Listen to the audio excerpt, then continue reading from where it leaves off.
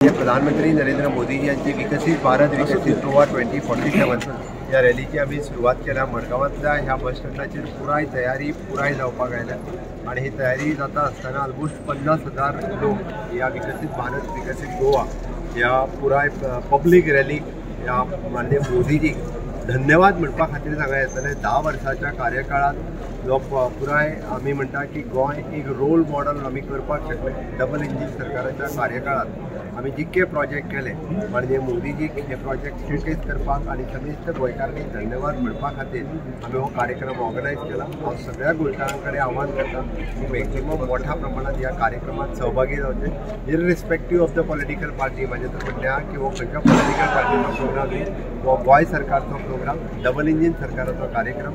गोंयकारांनी समेस्त प्रधानमंत्री ज्या 10 वर्सां गोंयांत जे इन्फ्रास्ट्रक्चर डेव्हलपमेंट आनी ह्युमन डेव्हलपमेंट केले हाज्या खातीर धन्यवाद म्हणपाच खातीर हो कार्यक्रम आसा।